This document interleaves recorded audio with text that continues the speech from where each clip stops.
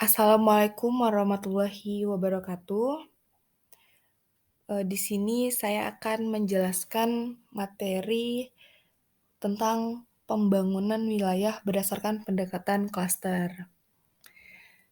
Adapun dosen pengampu saya yaitu Pak Asirin ST.MT. Sebelumnya tak kenal maka tak sayang, izinkan saya memperkenalkan diri. Nama saya Almaratul Soleh Azahra dengan NIM 120220015 dari kelas RB. Terdapat 8 outline pembahasan kita pada kali ini, yaitu yang pertama adalah latar belakang awal kemunculan teori kompetitif dan klaster, yang kedua faktor penentu keunggulan dan ruang lingkup kompetitif wilayah, lalu yang ketiga klaster keunggulan kompetitif industri hayati di Massachusetts, lalu yang keempat ada komposisi klaster di Amerika Serikat dan fungsi mempengaruhi persaingannya, lalu yang kelima ada peran klaster dalam peningkatan produktivitas, inovasi, dan formasi bisnis baru, lalu yang keenam ada strategi pembangunan regional dan peran pemerintah, lalu yang ketujuh ada pengaruh pemerintah dan swasta dan perbedaan antar kebijakan industri dan klaster, dan yang terakhir ada karakteristik dan kritik klaster. Masuk pada outline pertama yang membahas tentang latar belakang awal kemunculan teori kompetitif dan klaster. Di mana konsep ini dilatar belakangi oleh lambatnya pertumbuhan ekonomi di Amerika Serikat dan adanya tekanan krisis ekonomi yang dapat dilihat dari grafik yang telah saya sediakan, yaitu grafik pertumbuhan ekonomi Amerika Serikat pada tahun 1990 hingga 2018, yang dimana terjadi penurunan yang sangat signifikan pada tahun 2009 sekitar minus 2,5%, namun dapat naik kembali pada tahun 2010 dan stabil hingga tahun 2018. Sudah saya sediakan pada sebelah kiri yaitu gambar pencetus teori kompetitif atau klaster sendiri yang bernama Michael Eugene Porter, di mana beliau mengembangkan konsepsi yang berpengaruh tentang keunggulan kompetitif dan adapun tujuannya yaitu untuk menjelaskan peran dan dinamika konsentrasi geografis atau klaster industri dalam ekonomi nasional dan kontribusinya terhadap pertumbuhan produktivitas dan daya saing perdagangan. Lalu, menurut Porter, pendekatan tradisional atau kebijakan industri untuk membangun ekonomi ini tidak berfungsi. Nah, pendekatan tradisional yang dimaksud itu meliputi yang pertama ada perbaikan lingkungan dan iklim bisnis yang dapat bersaing secara agresif untuk investasi dan pabrik baru. Lalu yang kedua ada pembangunan industri-industri berteknologi tinggi. Dan yang terakhir, pembangunan pertumbuhan yang tinggi dengan cara berinvestasi pada infrastruktur dan proyek kawasan industri. Oleh karena itulah, Porter ini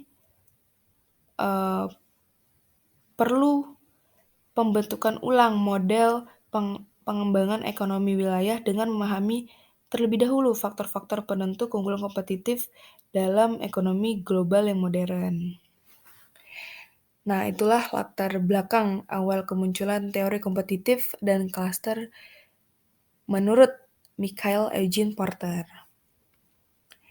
Lalu selanjutnya itu kita akan membahas faktor penentu keunggulan dan ruang lingkup kompetitif wilayah.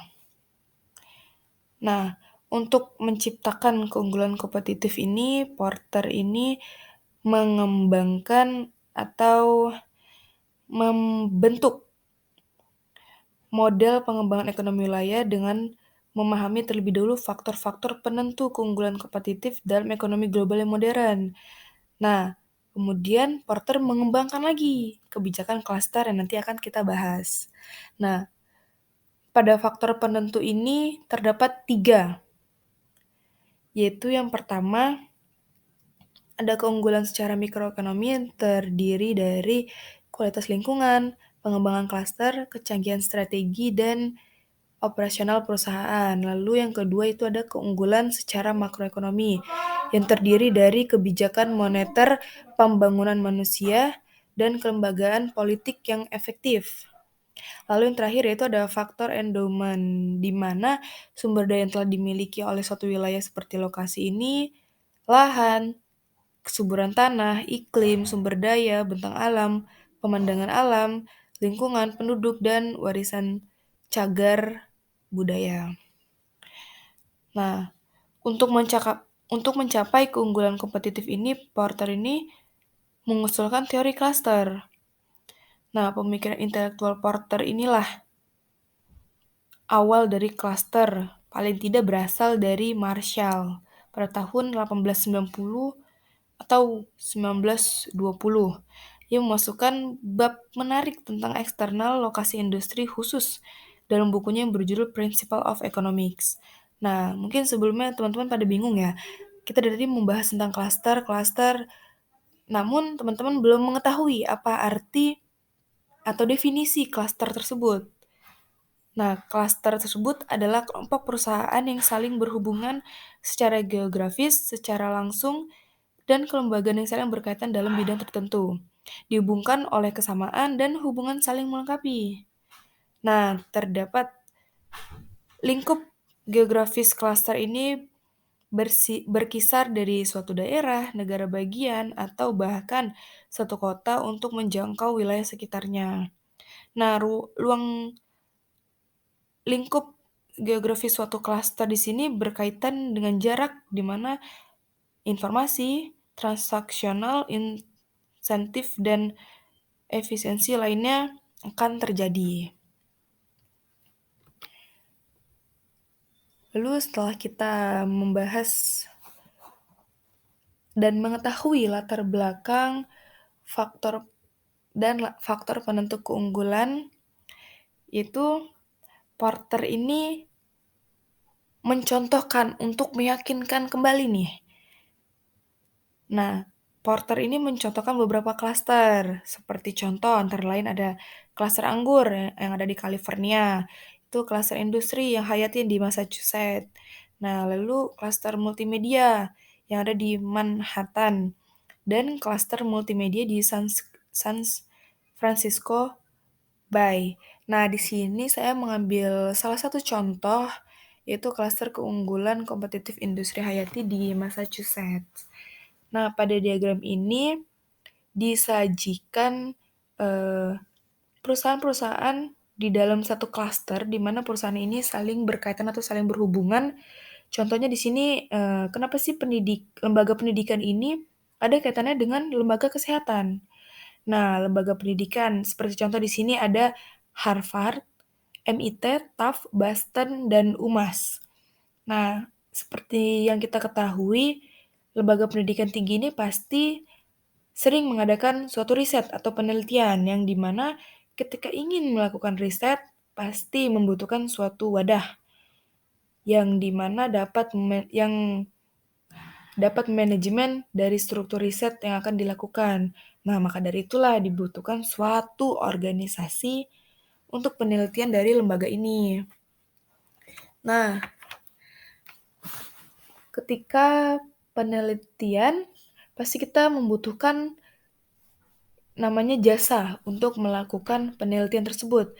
Seperti contoh di sini terdapat 3 spesialis yang berbeda-beda, seperti spesialis jasa bisnis, spesialis perusahaan modal berisiko, dan spesialis penyedia jasa riset.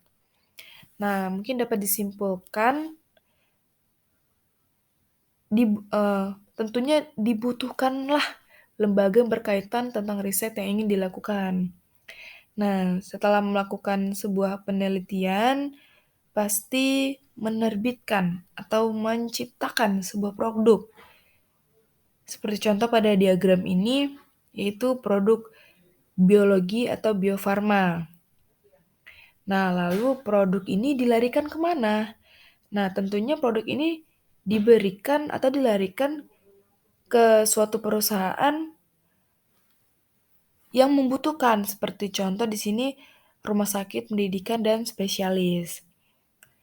Nah, bukan hanya produk biologi atau biofarma saja, namun di sini produk kesehatan dan kecantikan, penyedia instrumen operasi bedah, dan lain sebagainya tentunya dibutuhkan pada klaster keunggulan kompetitif industri hayati di Massachusetts ini.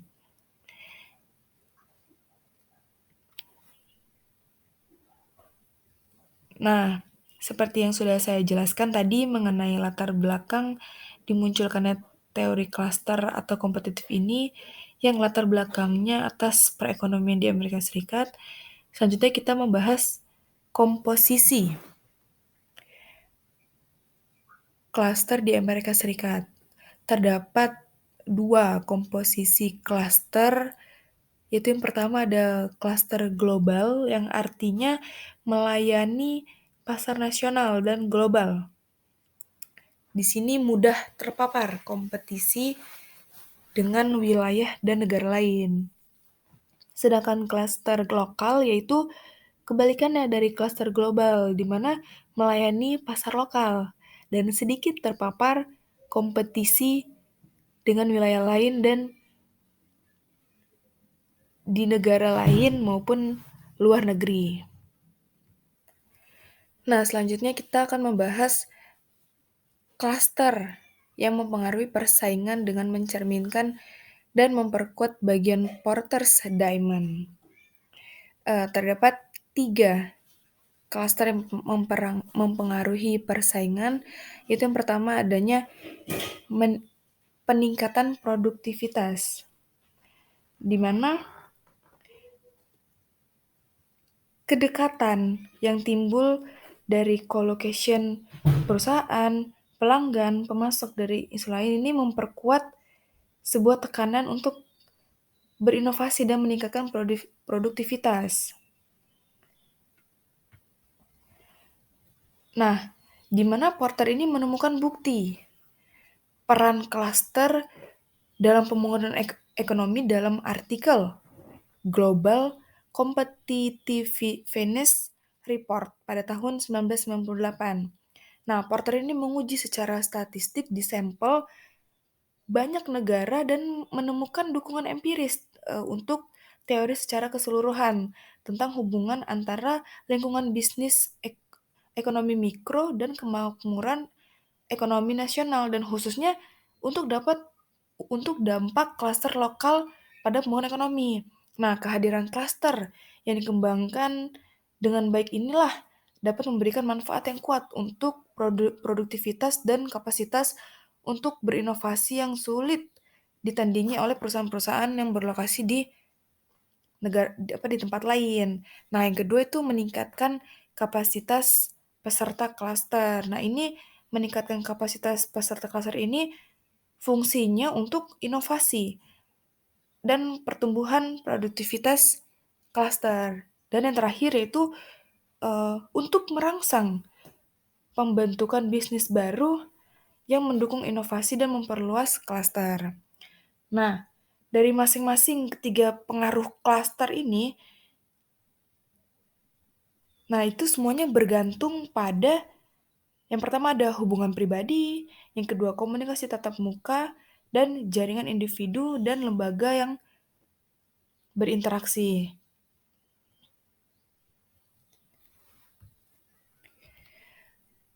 Nah, selanjutnya dan tidak kalah penting di sini dan ini sangat menarik. Setelah kita mengetahui latar belakang, faktor penentu dan komposisi klaster, di sini kita akan mengetahui eh, peran klaster dalam peningkatan produktivitas, inovasi, dan formasi bisnis baru. Nah, yang pertama itu ada klaster dan produktivitas. Maksudnya di sini itu menjelaskan konsentrasi perusahaan dalam hal ekonomi atau aglomerasi. Nah, ini biasanya sih terlihat atau muncul di tingkat industri atau untuk ekonomi perkotaan yang beragam. Nah, banyak perlakuan ekonomi aglomerasi yang bersandar pada meminimalisi biaya karena kedekatan dengan input atau kedekatan dengan pasar. Nah, yang pertama, kita seperti yang sudah saya tampilkan di PPT ini, yaitu akses input dan karyawan khusus. Nah, di mana maksudnya dari sini tuh dapat memberikan akses yang unggul atau lebih murah ke input khususnya seperti komponen, mesin, layanan bisnis, dan personel dibandingkan dengan integrasi vertikal, aliansi formal dengan entitas luar atau mengimpor input dari lokasi kasar yang jauh. Nah, kemudian bentuk organisasi spasial yang dapat menjadi sarana yang secara inheren lebih efisien dan atau efektif ini untuk mengumpulkan input daripada alternatif, asalkan tersedia pemasok lokal yang kompetitif. Nah, namun mengingat manfaat yang melekat pada kasar ini, kekuatan yang mendorong pengembangan dan peningkatan pemasok lokal kuat ini dan perusahaan konstituen memiliki insentif untuk mendorong masuknya pemasok baru atau investasi lokal oleh pemasok yang jauh. Nah, mengimbangi keuntungan klaster dalam mengumpulkan input dan tenaga kerja ini, di mana kemungkinan bahwa konsentrasi peserta klaster ini menawarkan biaya input dan personel khusus yang langka. Namun kemampuan itulah yang melakukan outsourcing. Banyak input membatasi setiap penalti biaya tersebut relatif dengan terhadap lokasi lain. Namun yang tidak kalah penting keberadaan klaster di sini tidak hanya mengingatkan permintaan input khusus saja, tetapi juga meningkatkan pemasukannya, di mana dengan ketersediaan personel khusus, layanan dan komponen dan jumlah intensitas yang menciptakannya seringkali jauh lebih besar di klaster daripada di tempat lain meskipun persaingannya lebih besar. Nah, yang kedua itu akses ke informasi. Nah, kedekatan, pasokan, dan keterkaitan teknologi tadi, dan keberadaan hubungan pribadi yang berulang ini, dan ikatan komunitas yang memupuk kepercayaan ini memfasilitasi aliran informasi dalam kelompok. Se Seperti contoh kita dapat memperoleh informasi tentang kebutuhan pembeli. Nah, pastinya pembeli yang canggih seringkali merupakan bagian dari kelompok, dan peserta lainnya memiliki informasi tentang kebutuhan pembelian yang sering dibagikan. Lalu yang ketiga yaitu ada akses ke institusi dan barang publik. Nah, kemampuan untuk merekrut karyawan yang sudah dilatih dalam program pelatihan lokal ini misalnya seperti menghilangkan atau menurunkan biaya pelatihan internal. Nah, perusahaan ini sering dapat mengakses infrastruktur khusus, saran dari para ahli di lembaga lokal, dan sejenisnya dengan biaya yang sangat rendah. Memang, informasi yang dibangun sebuah klaster dapat dilihat sebagai barang publik semu. Namun, beberapa barang publik atau semi publik ini yang tersedia dalam klaster ini mirip dengan barang konvensional dalam arti mereka terkait terkait erat dengan pemerintah dan lembaga publik, misalnya investasi publik dan infrastruktur khusus, program pendidikan, dan informasi dan pemeran pedagang. Selain itu juga, barang publik atau semi publik di lokasi klaster ini sering merupakan hasil dari investasi swasta dalam program pelatihan, infrastruktur swasta, pusat kualitas, dan bentuk-bentuk lain yang menguntungkan klaster. Nah, di mana investasi swasta dalam barang publik khusus klaster atau barang publik semua ini adalah umumnya karena manfaat kolektif yang dirasakan oleh peserta klaster. Nah, seringkali investasi swasta dalam barang publik ini terjadi melalui asosiasi perdagangan atau mekanisme kolektif lainnya. Lalu keempat yaitu insentif dan pengukuran kinerja. Klaster meningkatkan insentif dan perusahaan untuk mencapai produktivitas tinggi karena beberapa alasan. Yang pertama, karena adanya tekanan kompetitif, di mana persaingan dengan pesaing berbasis lokal memiliki efek insentif yang kuat karena kemudahan perbandingan yang konstan dan karena rival lokal memiliki keadaan umum yang serupa, misalnya kan biaya tenaga kerja, akses pasar lokal, biaya utilitas, sehingga persaingan harus dilakukan pada dimensi lain. Nah, yang kedua itu terdapat beberapa alasan lagi. Yang kedua itu tekanan kompetitif, di mana dalam sebuah klaster ini dibuat oleh tekanan teman sebaya.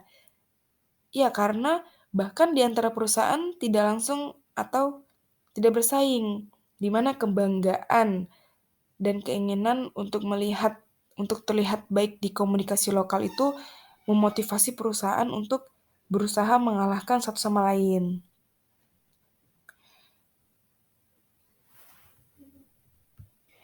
Lalu yang terakhir ada complementarities, di mana klaster meningkatkan produktivitas tidak hanya melalui perolehan dan perakitan input, tetapi juga melalui fasilitas saling melengkapi antara aktivitas peserta klaster. Nah, beberapa contoh produk-produk komplementaris ini seperti yang pertama yaitu ada produk pelengkap untuk pembeli. Nah, kan dalam pariwisata itu kan misalnya ya, eee, pengalaman pengunjung itu pasti tidak dipengaruhi oleh daya tarik wisata aja dong, pasti ada yang mempengaruhinya seperti, eee, hotel, restoran, atau fasilitas-fasilitas lainnya kan. Nah, saling melengkapi inilah yang menciptakan nilai pembeli. Nah, dan juga lokasi. Bersama perusahaan dan industri dalam sebuah klaster memudahkan untuk mencapai koordinasi layanan produk dan menciptakan tekanan internal untuk perbaikan di antara bagian-bagian dari klaster dengan cara yang secara substansial dapat meningkatkan kualitas dan atau efisiensi secara keseluruhan. Lalu yang kedua yaitu pelengkap pemasaran.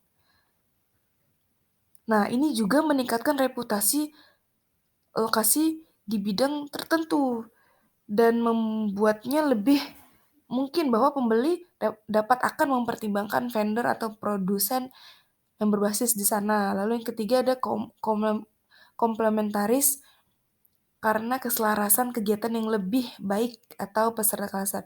Nah, ini seperti contoh kayak hubungannya dengan pemasok, saluran dan industri hilir diakui dan ditangkap lebih mudah dalam kelompok daripada di antara peserta yang tersebar. Lalu selanjutnya itu peran klaster dan inovasi. Nah, ini sama pentingnya dengan manfaat dalam produktivitas saat ini, yaitu perusahaan-perusahaan dalam klaster ini seringkali lebih jelas dan cepat memahami kebutuhan pembeli baru. Seperti halnya nih, pembeli saat ini perusahaan-perusahaan dalam sebuah klaster mendapat manfaat dan konsentrasi perusahaan-perusahaan dengan pengetahuan dan hubungan pembeli. Nah, maksudnya di sini perusahaan-perusahaan klaster seringkali dapat membedakan tren pembeli lebih cepat daripada pesaing yang terisolasi. Nah, lalu yang kedua, perusahaan dalam sebuah klaster dapat bereksperimen dengan biaya lebih rendah atau menunda komitmen besar sampai ada kepastian yang lebih besar bahwa produk, proses, atau layanan baru akan berjalan dengan baik. Nah, sebaliknya, perusahaan yang mengandalkan outsourcing jauh menghadapi tantangan yang lebih besar tertular. Nah, mengamankan pengiriman, memperoleh terkait dukungan teknis dan layanan, dan mengkoordinasi seluruh entitas yang saling melengkapi. Nah, perusahaan di sini juga yang mengandalkan integrasi vertikal ini menghadapi inersia, pertukaran yang sulit jika inovasi mengikis nilai aset internal dan kendala jika produk atau proses ini harus dipertahankan sementara yang baru dikembangkan. Nah, selanjutnya itu peran klaster dan formasi bisnis baru. Klaster, eee, klaster di sini maksudnya mengacu pada, eee, kantor pusat kantor pusat. Nah, ini terjadi beberapa alasan. Yang pertama ada alasan bujukan, di mana lebih besar di dalam klaster karena adanya informasi yang lebih baik tentang peluang. Nah, keberadaan klaster menandakan peluang ini individu yang bekerja di suatu tempat di dalam atau di dekat klaster lebih mudah merasakan kesenjangan baru dalam produk, layanan, dan pemasok yang diisi. Nah, setelah memiliki wawasan ini, orang-orang tentunya lebih siap meninggalkan perusahaan mapan untuk memulai yang baru dengan tujuan mengisi kesenjangan yang dirasakan. Lalu, alasan yang kedua yaitu peluang. Di mana peluang peluang yang dirasakan di lokasi klaster ini tentunya karena hambatan untuk masuk lebih rendah daripada tempat lain. Aset, keterampilan, input, dan staf dibutuhkan seringkali tersedia di lokasi klaster dan dikumpulkan lebih mudah di sana. Nah, dari ketiga peran klaster ini, timbullah efek negatif atau terdapat efek negatifnya, yaitu partisipasi klaster ini dapat menghambat inovasi ketika sebuah klaster berbagi pendekatan seragam untuk bersaing. Karena, artinya keuntungan klaster dalam formasi bisnis baru ini seperti contoh klaster dan formasi bisnis baru, klaster dan inovasi, dan klaster dan produktivitas ini tentunya perusahaan pasti sering menghadapi, beberapa hambatan untuk berinovasi. Namun, eee, namun dari hambatan itulah yang akan, membantu mereka atau dapat mengembangkan hubungan mereka dan dapat memperoleh hasil yang lebih baik lagi. Yaitu selanjutnya kita akan membahas strategi pembangunan regional dan peran pemerintah. Nah, dalam teori ini, pembangunan regional adalah peningkatan keunggulan kompetitif perusahaan, klaster, dan ekonomi nasional dalam pasar internasional. Nah, Porter ini mengusulkan strategi ekonomi itu bukanlah pelajaran dari best practice, melainkan dari pemahaman atas kondisi dan potensi yang dimiliki suatu wilayah. Karena menurut Porter, strategi untuk mencapai keunggulan kompetitif haruslah sesuai dengan kondisi dan potensi yang dimiliki oleh suatu wilayah. Nah, perumusan strategi pembangunan regional menurut Porter ini yaitu yang pertama ada kembangkan keunggulan nilai-nilai wilayah, di mana posisi keunggulan kompetitif yang khusus seperti lokasi, warisan budaya, kekuatan saat ini, dan potensi ini terdapat, nilai-nilai seperti kayak keunikan keunggulan secara lokasi dan di mana sih lokasi yang cocok untuk jenis aktivitas atau klasternya seperti apa. Nah, lalu apa peranan wilayah di dalam lingkup wilayah sekitar atau negara global. Nah, lalu yang kedua itu kembangkan kekuatan unik yang dimiliki. Terdapat elemen-elemen iklim dan lingkungan bisnis yang unik dan unggul dibandingkan wilayah lain. Dan apa klaster yang ada saat ini dan klaster berpotensi muncul untuk yang dikembangkan. Nah, lalu yang ketiga itu capai dan pelihara keseimbangan wilayah sekitar di mana isinya ini kelemahan yang harus diatasi. Nah, dari ketiga strategi pembangunan regional ini didapatkan prioritas dan urutan pengembangan merupakan hal yang fundamental untuk pengembangan ekonomi wilayah. Nah, setelah kita mengetahui strategi, ketika kita ingin mengembangkan suatu klaster itu, kita harus mengetahui langkah-langkah untuk mengembangkan klaster oleh pemerintah. Yang pertama, upayakan stabilitas makroekonomi dan politik. Yang kedua, tingkatkan kapasitas ekonomi secara umum, di mana di sini melalui peningkatan kualitas dan efisiensi input untuk bisnis dan lembaga yang menyediakan seperti pembangunan tenaga kerja yang berpendidikan, infrastruktur yang sesuai, dan infrastruktur informasi yang akurat dan tepat waktu.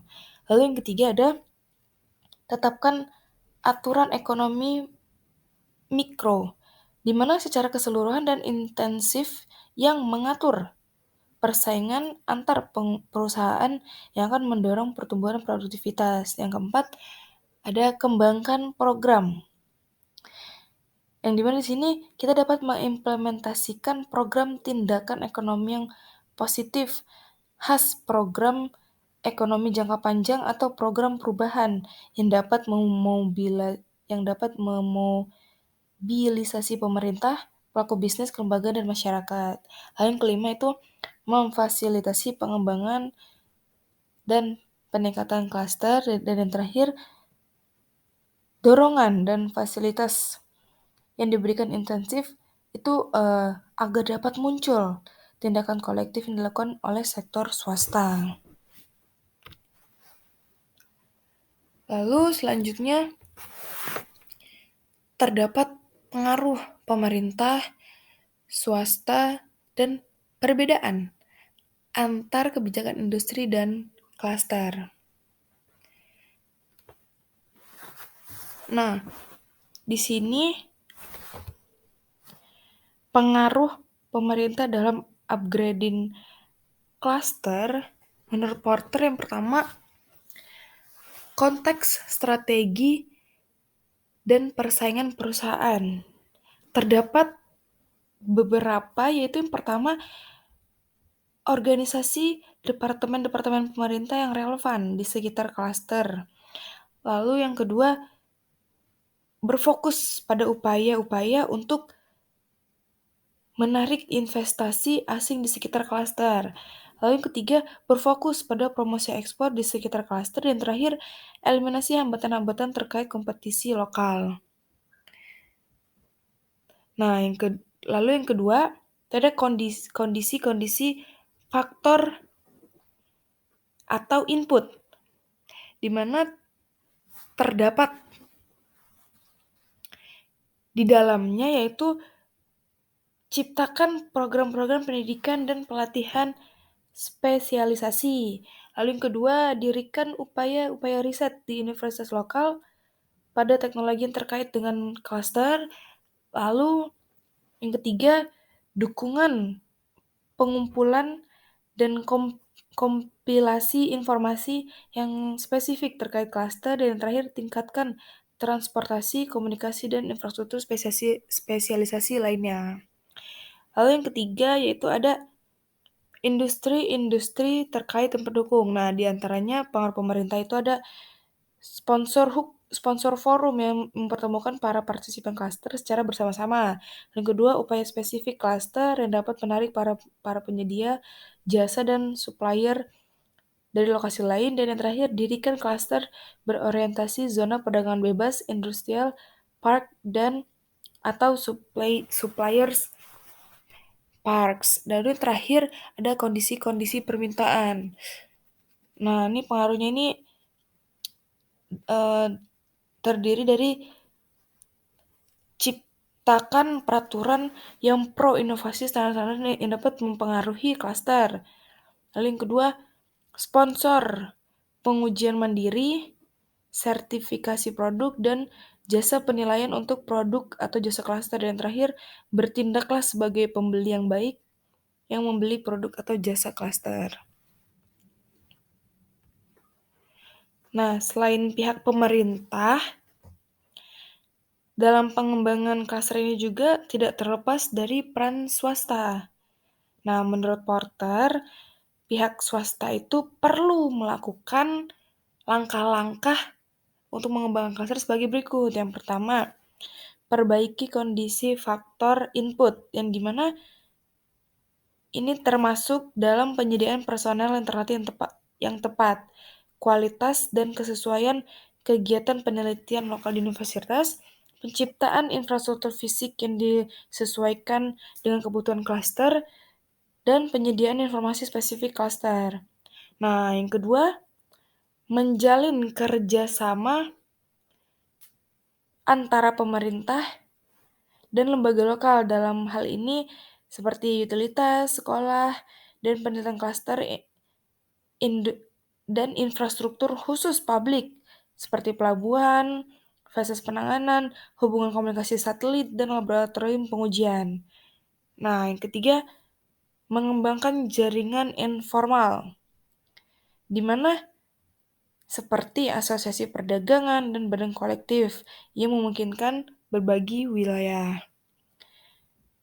Nah, di sini saya mensajikan atau memberitahu kepada teman-teman di sini perbedaan kebijakan industri dan kebijakan klaster. Karena Porter sendiri juga menekankan bahwa kebijakan klaster ini berbeda dengan kebijakan industri yang sebelumnya banyak dipakai oleh pemerintah yang dianggap sebagai kebijakan tradisional. Nah, sementara menurut Porter sendiri, kebijakan klaster merupakan kebijakan dengan cara pandang baru. Nah, maka dari itulah Porter mencetuskan atau membandingkan perbedaan kebijakan industri dan kebijakan klaster. Nah, dilihat dari perspektif fokusnya, kalau kebijakan industri ini berfokus pada pengembangan sektor industri secara keseluruhan, sedangkan kebijakan klaster berfokus pada pengembangan klaster industri tertentu. Nah, jika dilihat dari perspektif lingkupnya, kalau kebijakan industri ini melibatkan pada sektor industri yang berbeda, sedangkan kebijakan klaster ini melibatkan sektor-sektor yang serupa. Nah, lalu dilihat dari perspektif pendekatan, di mana kalau kebijakan industri ini mengadopsi pendekatan top down, sedangkan kebijakan klaster mengadopsi pendekatan bottom up. Nah, selanjutnya dilihat dari perspektif tujuan, di mana jika tujuan kebijakan industri ini untuk meningkatkan produktivitas dan daya saing industri secara keseluruhan, sedangkan kebijakan klaster ini bertujuan untuk meningkatkan daya saing dan pertumbuhan klaster industri yang tertentu. Dan yang perspektif selanjutnya atau terakhir yang itu dilihat dari perspektif instrumen. Jika kebijakan industri ini sering sekali melibatkan kebijakan makroekonomi seperti kebijakan fiskal dan moneter. Kalau sedangkan kebijakan klaster itu lebih fokus pada pengembangan infrastruktur dan dukungan teknis untuk industri dalam klaster.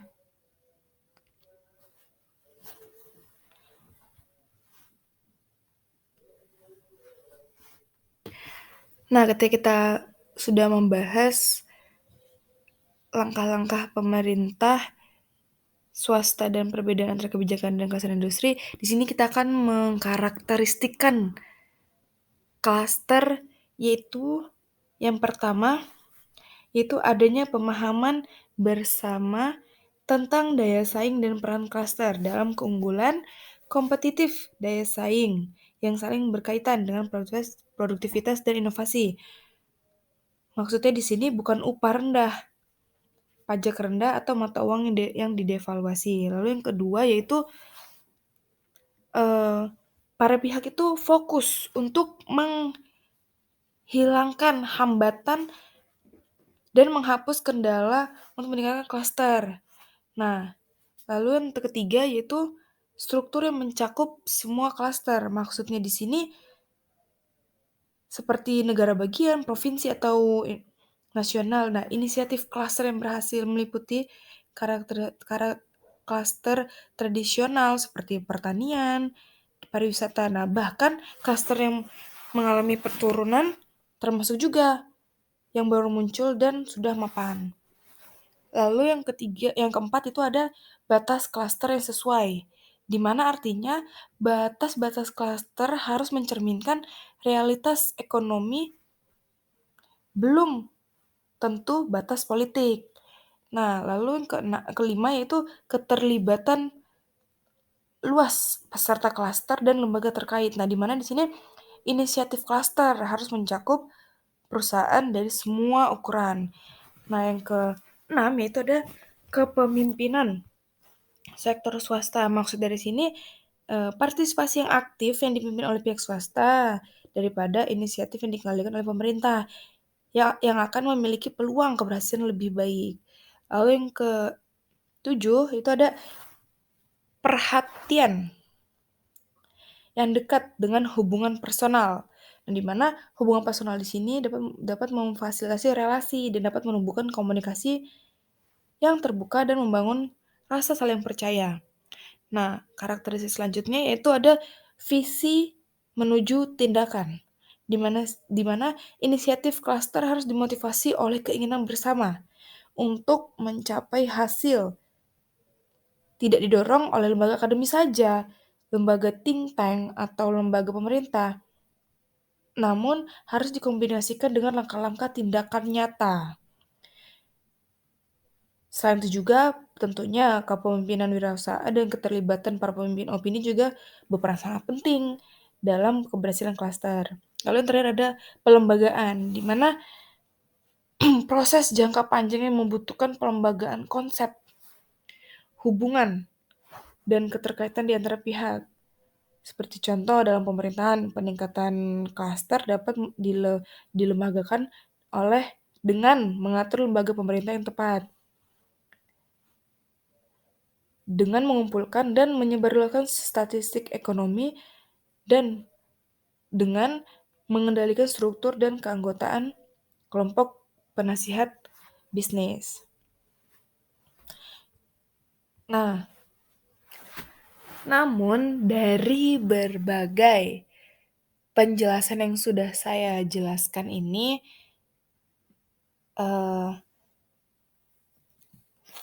terdapat kritik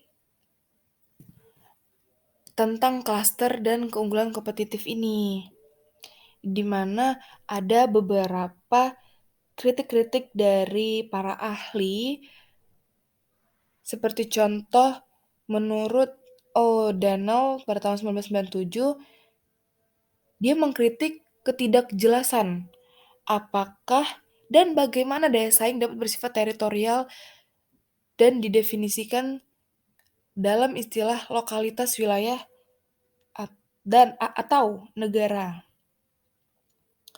Nah, lalu yang kedua itu menurut Martin dan Sunley pada tahun 2003 dia mengkritik klaster ini sebagai konsep yang kacau. Skala dan level di mana klaster membentuk, mengoperasikan dan memperluas belum ditentukan dengan jelas. Nah, kritik selanjutnya menurut Bristow pada tahun 2005, beliau mengkritik peningkatan produktivitas dapat mengakibatkan hilangnya pekerjaan dan dampak yang merugikan pada ekonomi lokal dan regional. Nah, dan terdapat kritik-kritik lainnya.